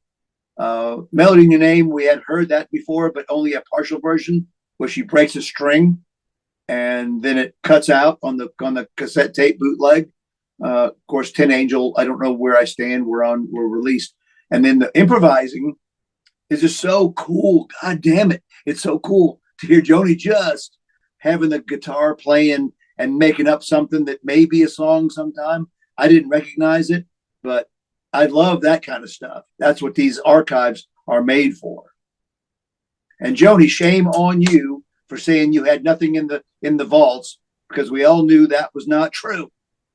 And, you know, I think it's awesome that these songs did circulate, but for those that are just coming on board for Joni now, it's, you know, after we're all gone, I'm glad these songs all got an official release. So amen. It'll live beyond us. Mark. Yeah, going on from what Bob was saying about the Record of My Changes, Michael's birthday tape, that particular section of this archive just fascinates me. The songs don't sound like, to me, anything that she had written before. The melodies are all kind of, I don't know if they're in minor keys or what it is, but they just sound really mysterious, or almost like, I don't quite know how to describe it. Now, and the lyrics are kind of more opaque than what she usually writes. I mean, usually she's very specific and very straightforward and telling a straightforward story. And these, to me, are more abstract. A lot of them, anyway. But Michael, is that Michael Durbin?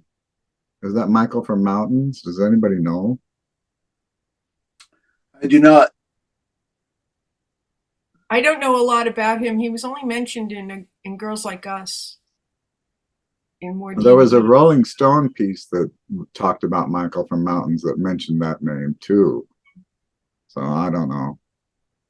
But anyway, the whole archives, this one in particular, the first one and the second one too, are fascinating in that they show her progression from the performer of folk songs, and then starting to write her own songs, and how she's experimenting and going through these different things. You know, this is a record of my changes, and her whole process, you know, is just fascinating to me to see it and to hear it. Anyway, that's it. If I could get a little refresher, what is A Straw Flower Me? I see it's only 1 minute and 50 seconds. Does anybody remember that one? Yeah, Strawflower Me is she's singing about how she doesn't like all the attention, because I guess at this point in her career, like, she's just coming up. Okay. But people are so impressed with her that, like, she'll get into a relationship with somebody and they'll treat her like she's some kind of queen. Oh. So the lyrics go like, it's just straw flower me. It's like I'm not this glittery golden Okay. rose or whatever. I can't remember the exact lyrics, but she's just trying to say, just treat me like a normal person. I'm just a normal person. She's just Joni from the block. I'm just a straw flower. I'm not, don't put me on a pedestal just because I can play music, or something like that. But it's a nice song. I like it. I think I transcribed that one a couple of years ago, but it's a cool song.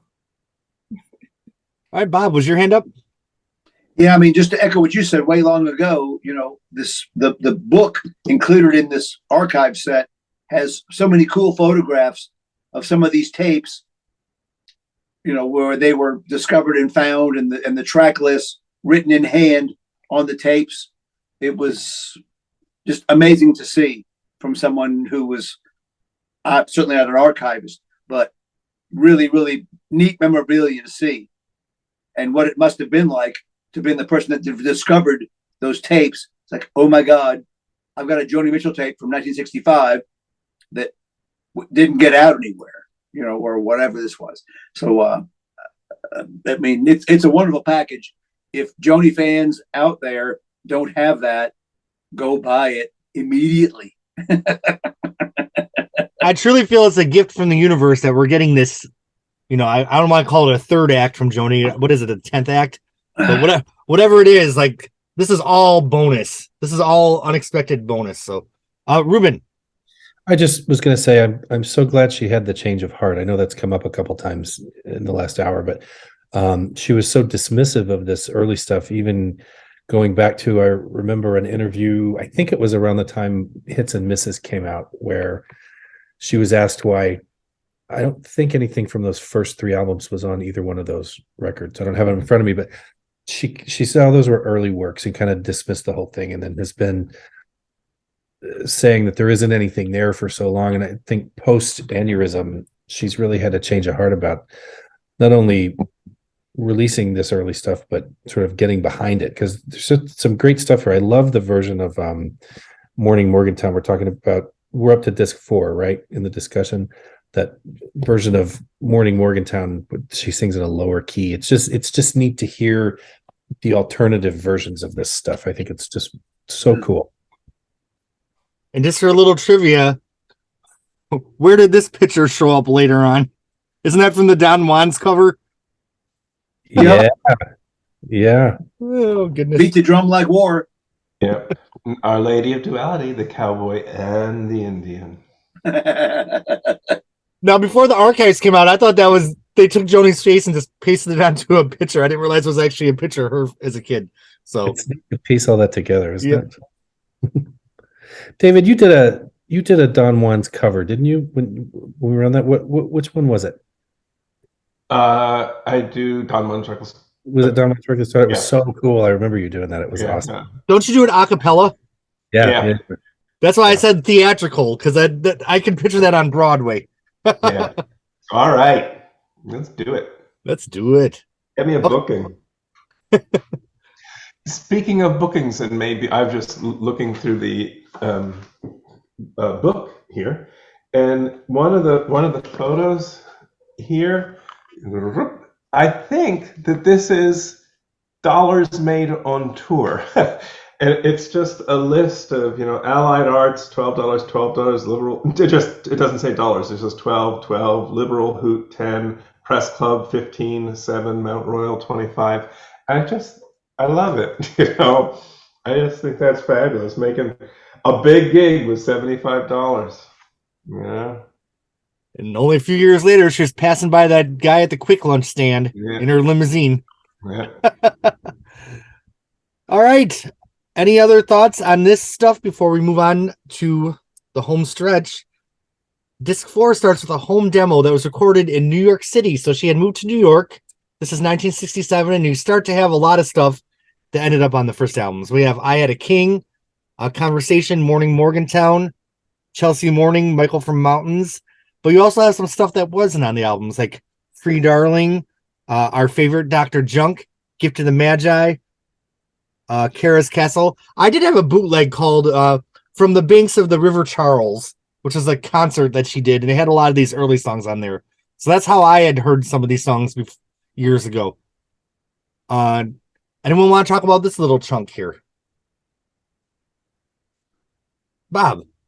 Well, I'll just say the River Charles bootleg was a show she did in January '68 from Club 49 in Boston, I think, and it was broadcast over the radio, so it was recorded and bootlegged, pretty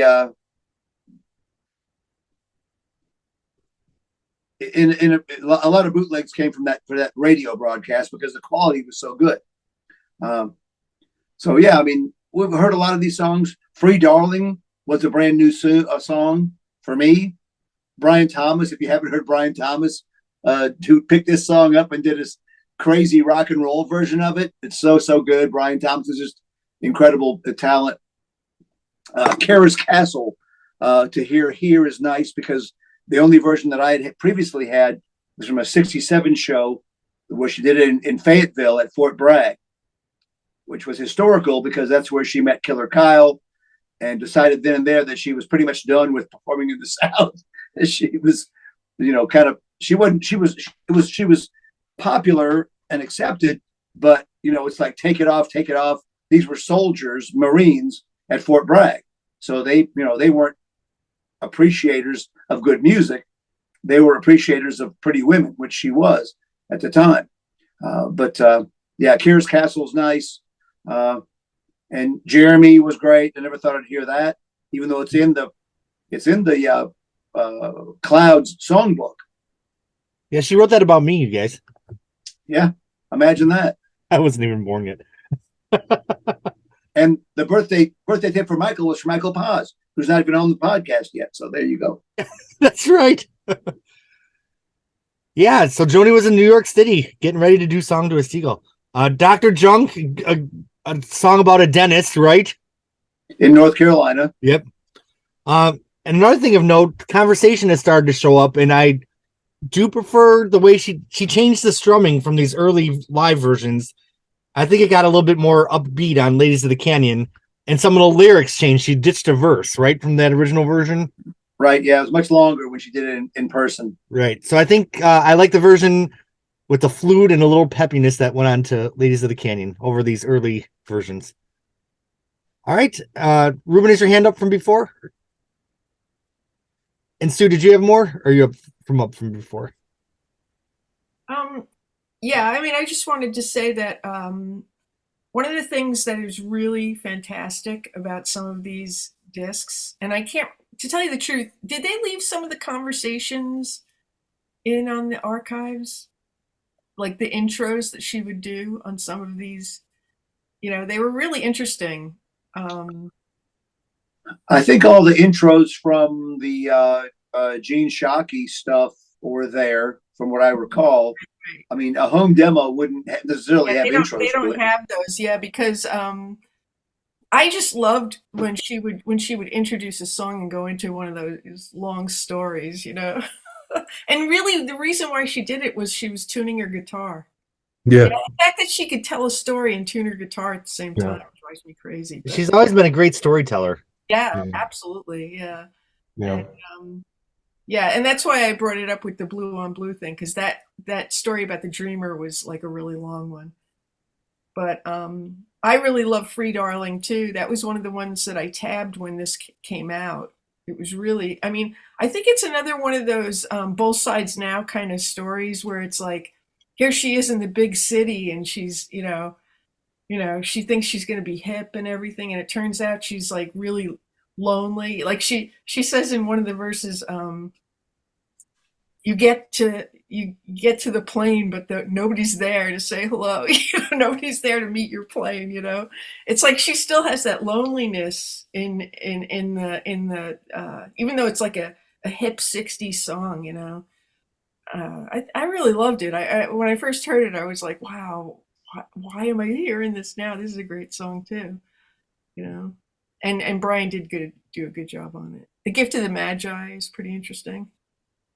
That song and all these other songs up here, the Gemini Twin and even Tin Angel are like these drawing room type of songs that are like, it feels like she should play a harp and, be in a room with, all the people sitting around drinking tea, I mean, that's kind of how I see them sometimes, they're very Ren Fairish. yeah, like she's reading Jane Austen or something. I don't know. So, who was it on the podcast that hated Tin Angel as the album opener? that was me. Oh, that's you. I don't hate it, and I don't really hate it. Guilty as charged, right? Yeah, I mean, when I first got Clouds all those years ago, I would always skip Tin Angel and just go right to Chelsea Morning. But I appreciate it. It's just not one of my favorite songs. It's an interesting opener for sure. Yeah. All right, David. I just have a question about Gift of the Magi, which is is it O. Henry or Mark Twain? Oh, Henry. Okay. Is that as miserable a short story as the song is? Does the short story end with them going, "Oh, no, that's horrible." the thing that really surprised me about it, because at the end they both laugh, because like she cuts her hair, and he sells his watch. Yeah. It ends with them laughing, not like sobbing the Yeah. way Joni ends it. I don't know. Yeah. Well, I think I read that story a long, long time ago, but I don't remember how it ends. But I kept thinking, what a fool was he? What a fool was she? That wasn't what I got out of it. No, I mean, that wasn't the ending. these people, each of them made this sacrifice, Right. to give the other person this gift. And what a fool was she? I'm thinking, and no magi. That's a great way to look at it.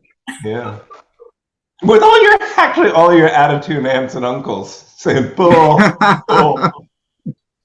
They sing out of key. Yeah. And again, that song, which is it's a fun song, but she wrote it for like a man and a woman and a Greek chorus, and she would do it solo, and pull it off. Every recording I heard, she totally pulled that song off,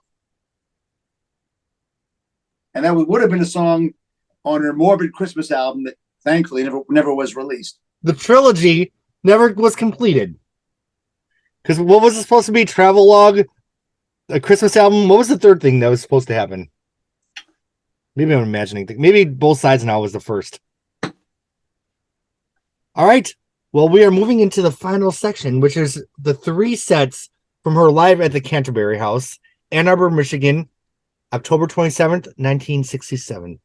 Dealer's choice. Would you all prefer to talk about the concert as a whole or go set by set? What is better for everybody? Concert as a whole. Okay. So I'll just, as the host, go through a little bit of what we have coming up, and then I'll turn it over to you guys. We have a lot of songs that ended up on the first 3 albums, and then a few that didn't. Conversation. Come to the Sunshine, of course, was not on any album. Chelsea Morning's here. I Had a King shows up. Cactus Tree shows up. A song that ended up on the 4th album, Little Green, makes its first appearance. We have Marcy, Michael from Mountain, Circle Game, I Don't Know Where I Stand.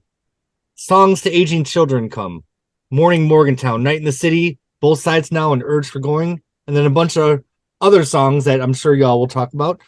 So here in the set at the Canterbury House are some just classic legendary songs that ended up on classic legendary albums. And I cannot wait to hear what you all think of this. But I'm assuming that this is a recording that was in circulation prior to the archives, right? No, you're wrong. I'm wrong. This is a brand new show for all of us. Really? Okay. Yeah. So I'm going to shut up and do tell. Who wants to start? Tell me all about this. Bob. Yeah. So, I mean, it's a bit of a revelation, from someone who'd been doing, which we hear the progression during this archive set of someone who would do a dozen songs in a night or to 15 songs. All of a sudden, she's got a 22 song show of completely great songs. She was well on her way. And the order here was great, because at the end of this archive set, she is well on her way to becoming a star with all these wonderful, wonderful songs The audience is loving her. They know a lot of the songs, and her performance is really, really strong. Probably why she wanted this included. So this was nice because I would have loved to have this show 20 years ago, but I didn't. I just heard it on the archives, and I love every second of it.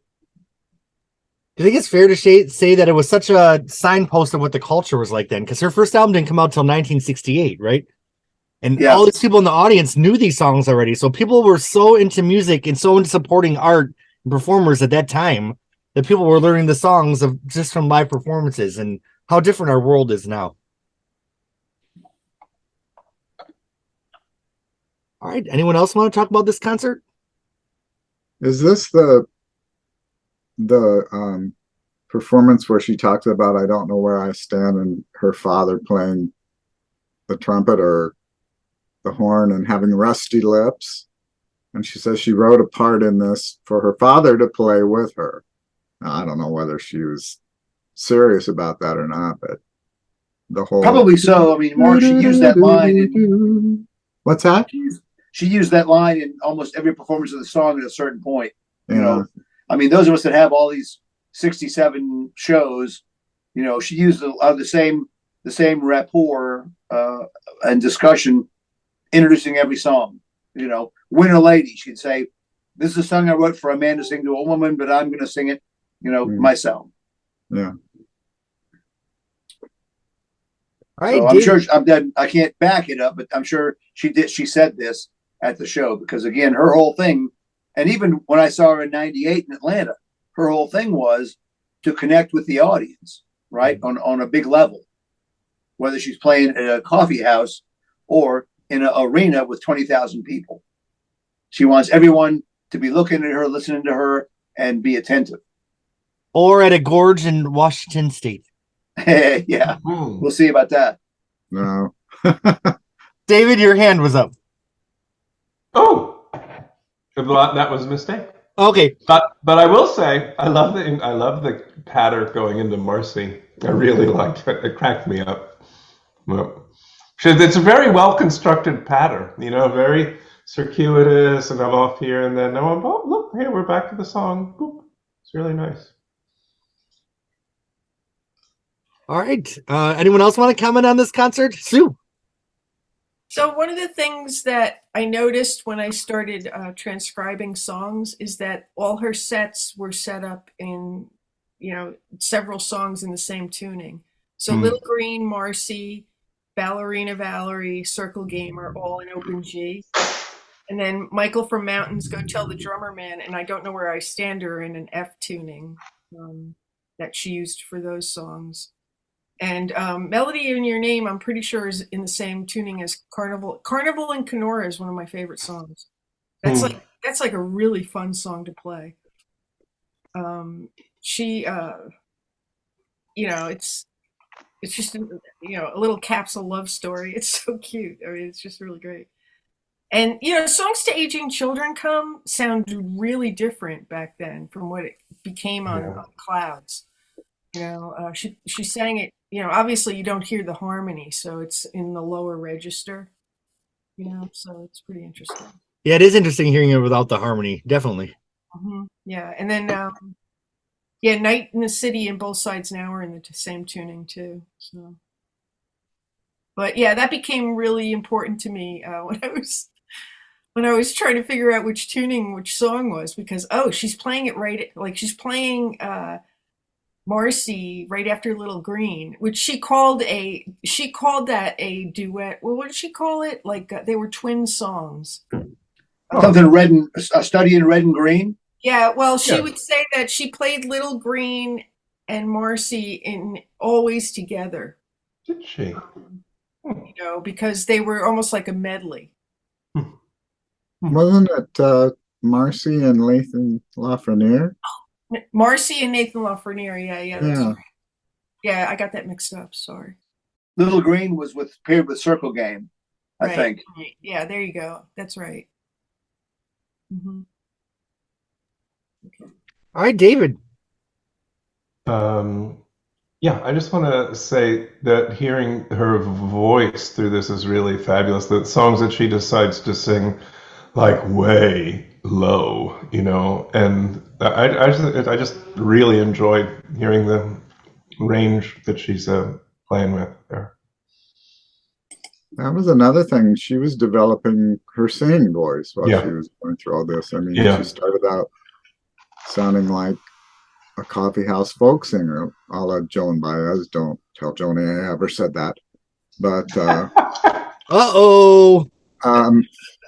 And then she sort of went into her lower register and eventually came up with the singing voice that she recorded with. Yeah. And even that changed over the years. Yeah. So what is the Joan Baez story? I mean, in the liner notes, Cameron says Joan Baez. I was never influenced by Joan Baez. Like, okay. Is there a story behind that? All I know is that in one of her interviews, she said that Joan Baez always managed to get one or two of her songs cut when they were on the same bill together. Oh. I don't know any more than that. Okay. Well, I definitely feel the Archives series is an important historical document, and it's, so interesting because we're hearing stuff we haven't heard before, but it's also putting the original albums in a different light because you get to see some of the process leading up to the albums. Yeah. I can't wait to talk about the second Archive set because there's some stuff there that was, so interesting to me, and I'm sure everyone else here. So anything else to say about the Archives? And then I do have another question for everybody to lead us out of the discussion. All right, Bob, go ahead. One final comment about covers. Sorry. Yeah, no, never apologize for the covers. Carnival in Kenora, which is, as Sue said, just a really, really cool, fun little song. And Joni said, she struggled with the title, Carnival in Saskatoon. No, that didn't work. Carnival in Toronto. No, it had to be some Carnival in Kenora. Okay, that'll work. Well, there's some covers of this one. The most fun one was a group called The Difference, which was like a